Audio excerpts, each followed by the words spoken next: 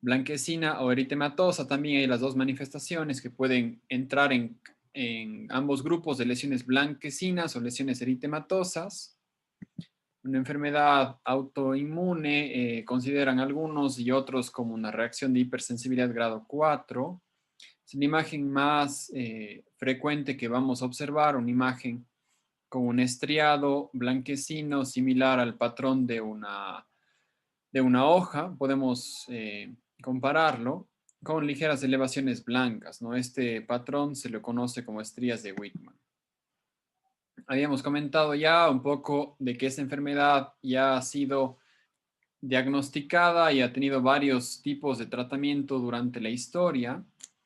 En este caso, Erasmo Wilson fue el primero que describió la enfermedad como tal y hace 2 siglos, en 1869, y relacionaba a este tipo de pacientes con pacientes nerviosos y con nerviosos inseguros como parte de una relación que él generó en esa época. Años más tarde, Wickman estableció el patrón este de sus estrías, por lo cual se le da el nombre de estrías de Wickman a la manifestación más común del lichen plano. Scarlett y MacArthur, en el siglo pasado, en el 61, estableció ya el criterio o ya le definió al lichen plano como tal. Andreasen en el 68 lo clasificó en 6 variedades clínicas de cómo se puede manifestar esta enfermedad. Eisen en el 2002 estableció que toda lesión crónica, háblese por diferentes motivos, tiene o algún grado de riesgo de generar una malignidad.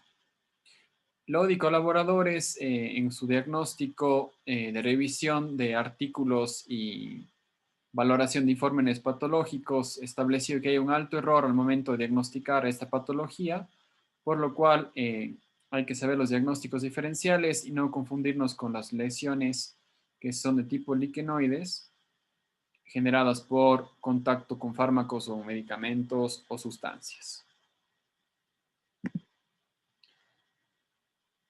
Como etiología, desde Wilson se estableció una relación con lo que es la ansiedad y el estrés, pacientes nerviosos. No se ha establecido ya, aunque han pasado varias décadas, el origen de esta enfermedad. Algunos científicos habían relacionado con una relación de hipersensibilidad tipo 4, pero no se ha llegado a encontrar un antígeno que nos indique que esto es verdad, aunque es una posibilidad que todavía se mantiene. Otros mencionan que es una enfermedad de autoinmunidad, una autoinmunitaria que genera un daño propio del cuerpo simplemente. Y hay un desacuerdo entre la literatura, entre los diferentes autores, si es que este puede llegar a ser maligno o no. Como diagnóstico diferencial está lo que es las quemaduras, traumatismos y la candidiasis. Principalmente podemos diferenciar debido a que el líquen plano lo más común es que sea bilateral y la zona donde se asienta con más comúnmente es a nivel de la mucosa y en el fondo del vestíbulo. En cuanto a la epidemiología, habíamos revisado que aproximadamente 1 de cada 100 está afectado, inicia al promedio de los 50 años, hay una preferencia en mujeres y la relación es entre 1.1 y 1.5 en relación con los hombres, relacionado una fuerte relación con pacientes que se encuentran ya en menopausia o que se han realizado la histerectomía, y un 25% de los líquen planos se manifiesta a nivel de la boca o en la región perioral. Y hay un mal diagnóstico por lo general con una confusión con las reacciones liquenoides. Características de esta enfermedad es que es una enfermedad transitoria o intermitente, sería una mejor palabra. Aparece y desaparece, existen varias tonalidades de esta enfermedad, puede ser eritematosa, blanquecina, una mezcla de colores. Hay 6 variedades clínicas que vamos a revisar.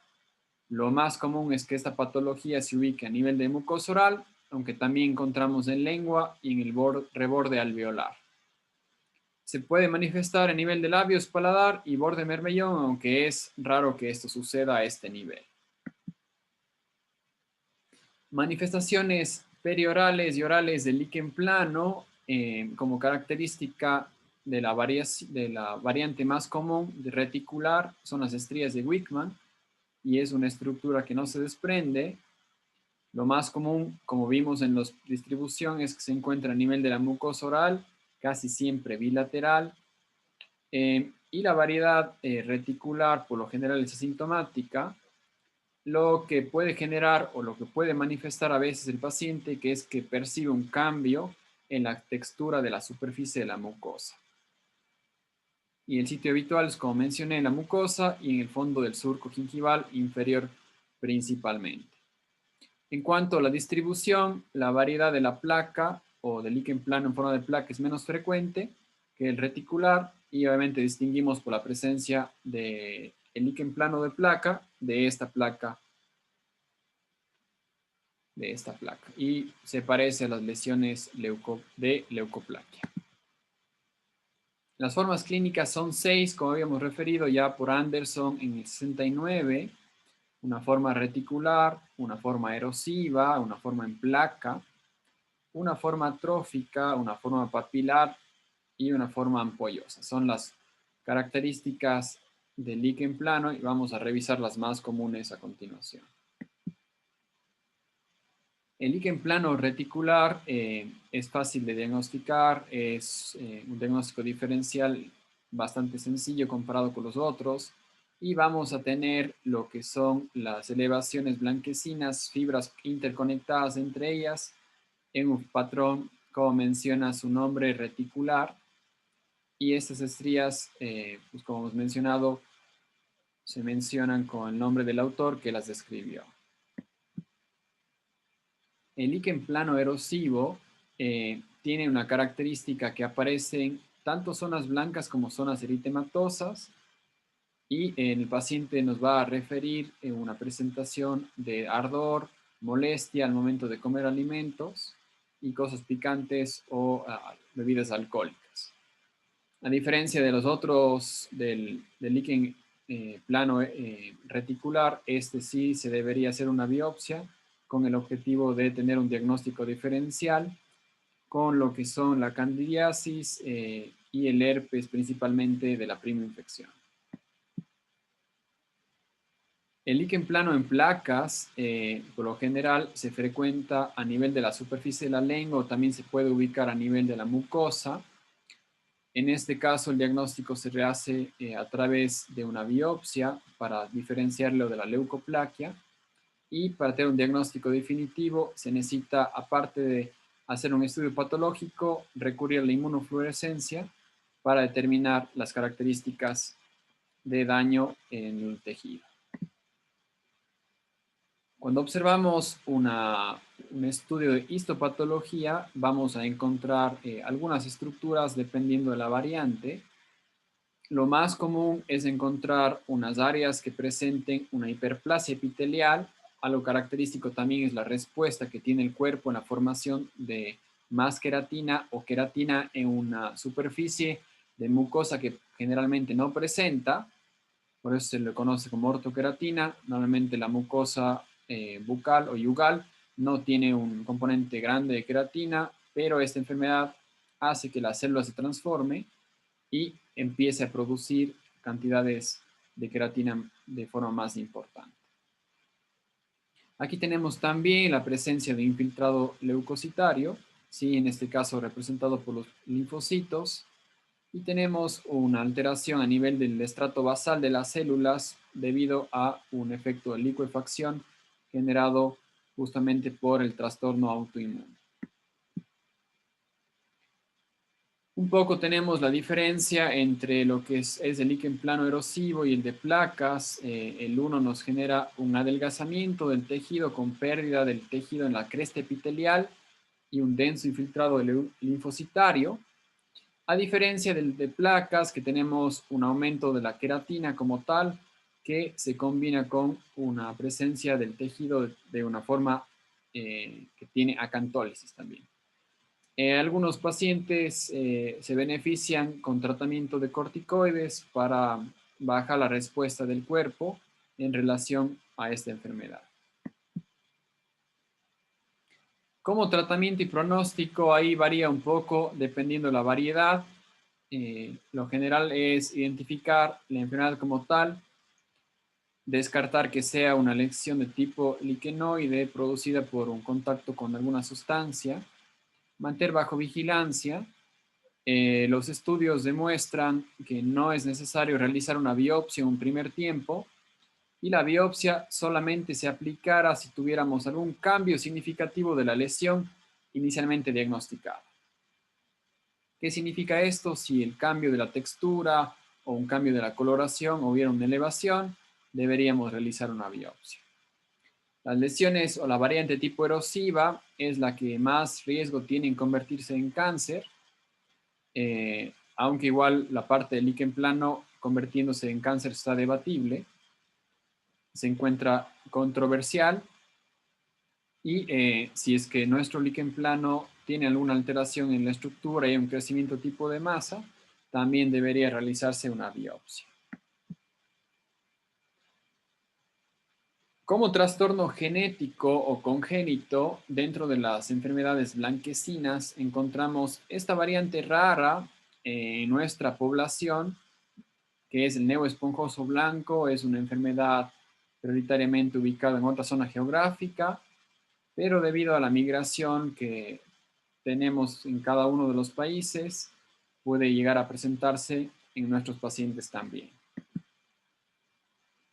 En este caso, hay algunas consideraciones importantes.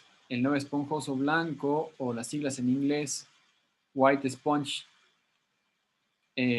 con WSN, nos va a generar una combinación relacionada a una carga genética asiática o a nivel de la India, y va a combinarse con una alteración genética a nivel de la queratina, es de tipo dominante, y va a afectar tanto la mucosa oral y labial. Va a hacer unas elevaciones o placas que no se desprenden y afectan a diferentes niveles. En este caso, los diagnósticos diferenciales en su estado inicial pueden confundirse con el morsicato buccarum, con el leucoedema o el líquen plano.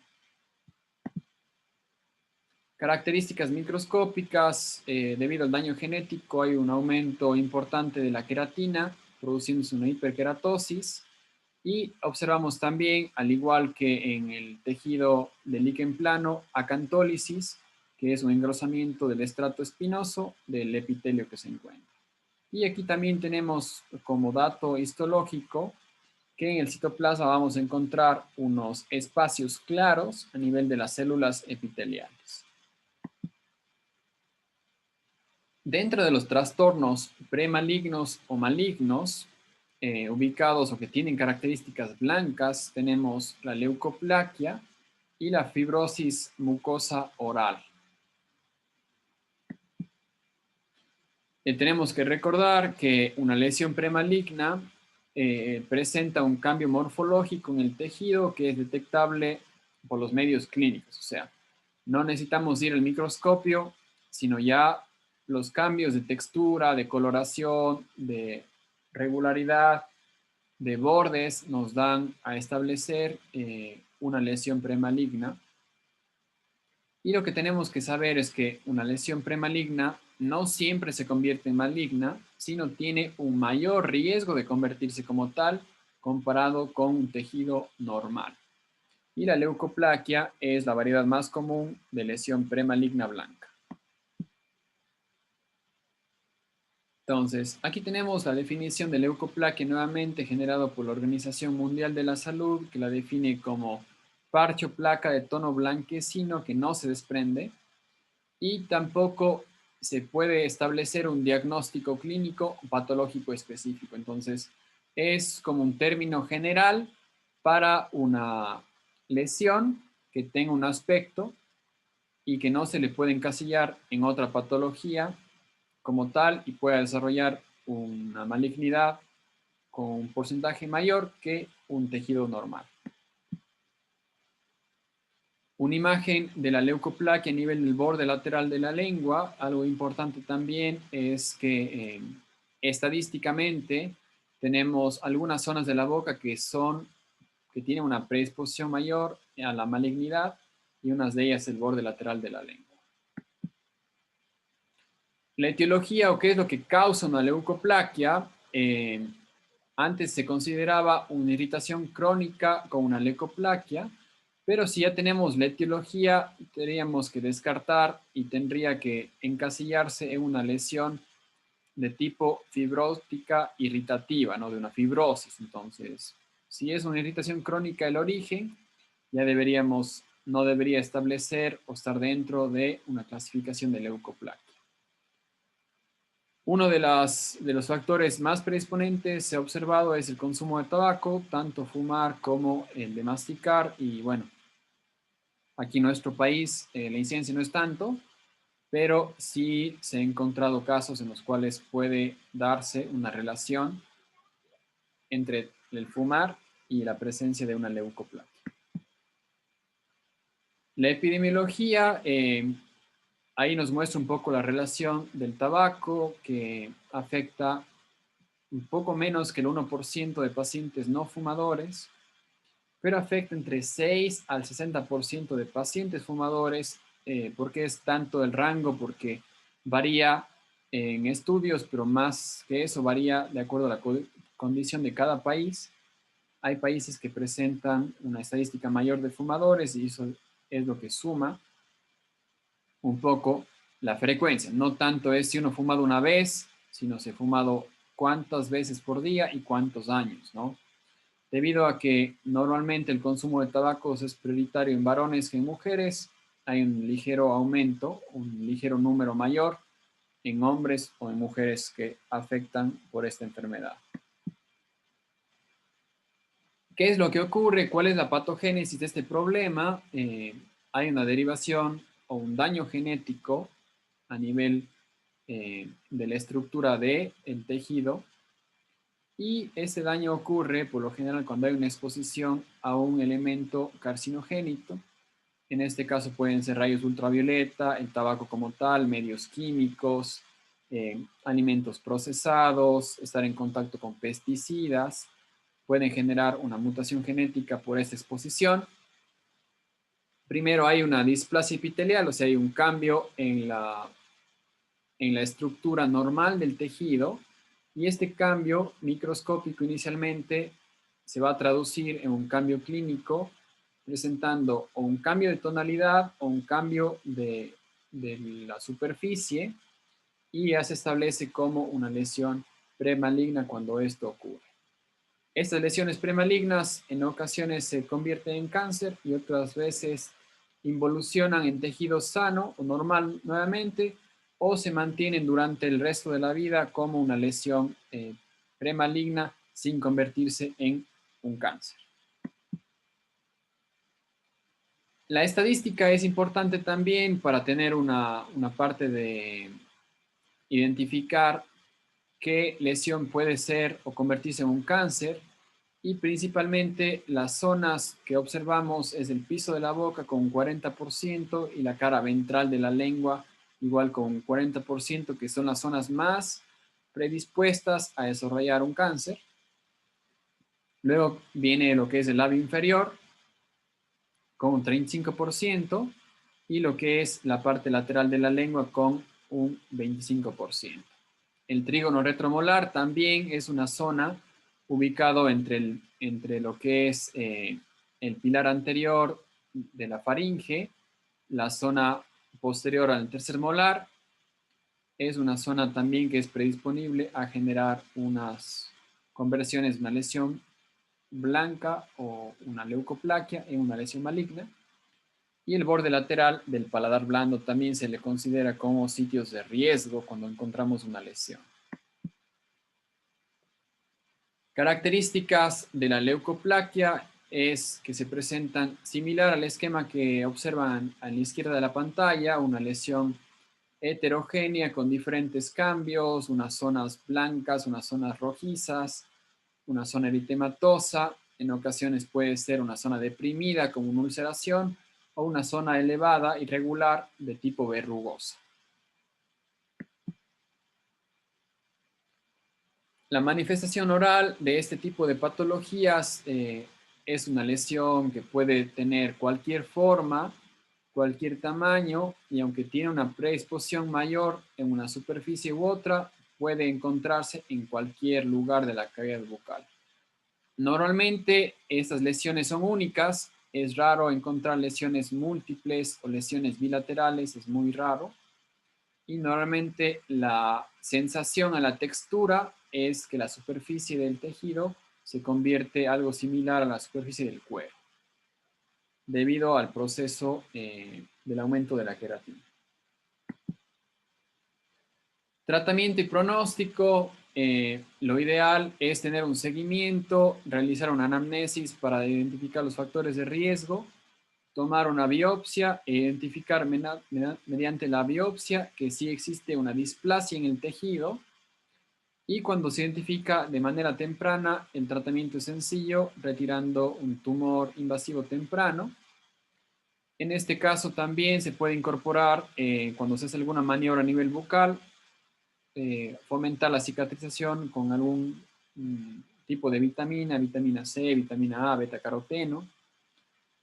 Si tenemos o identificamos en la anamnesis el factor de riesgo, consumo de alimentos, exposiciones a los rayos ultravioleta, a veces en trabajadores del campo, o en otros fumadores, también indicar una eliminación de este factor que es el tabaco.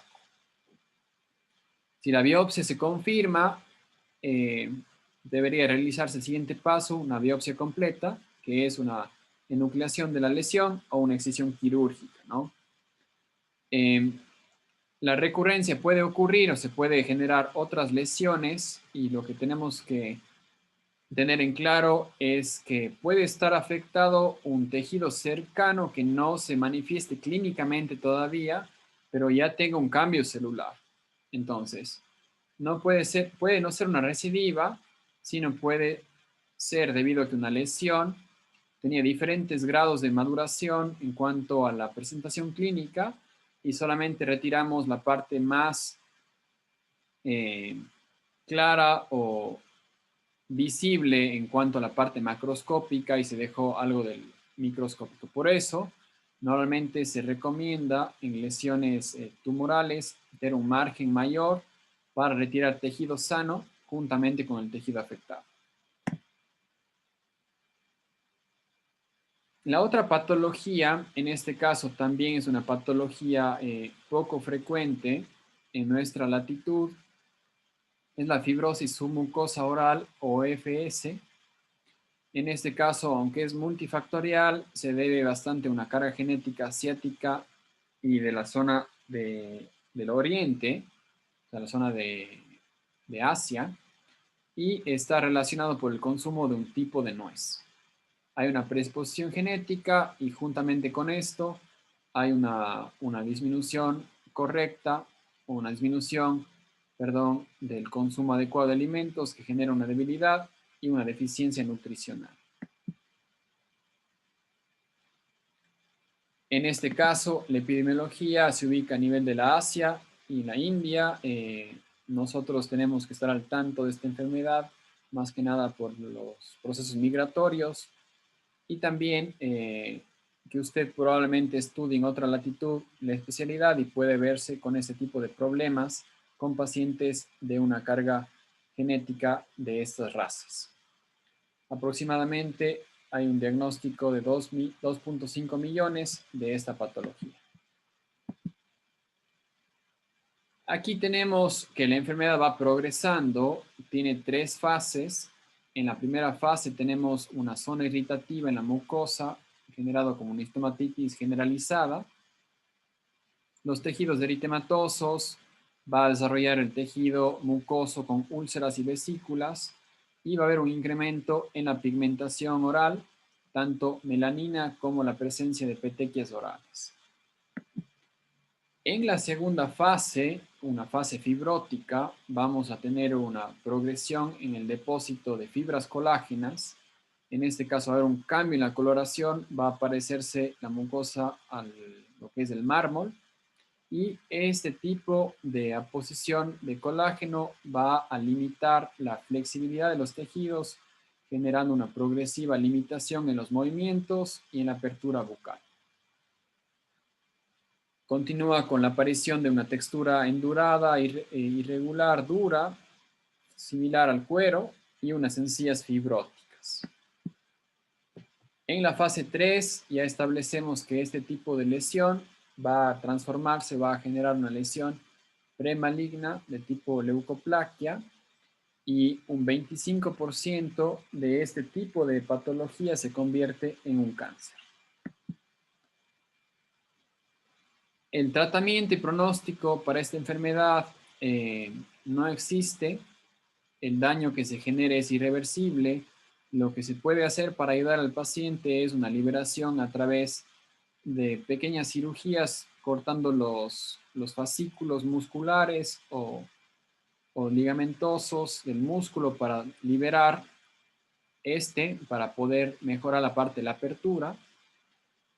Hay unos porcentajes también que el carcinoma epidermoide tiene un 7.6% de origen de ese tipo de padecimientos premalignos, principalmente en los países que mencioné o en las regiones que mencionamos. Y el tratamiento coadyuvante o que puede ayudarnos es la administración de esteroides intra o submucosos en este paciente, que pudiera llegar a tener un beneficio. Oh.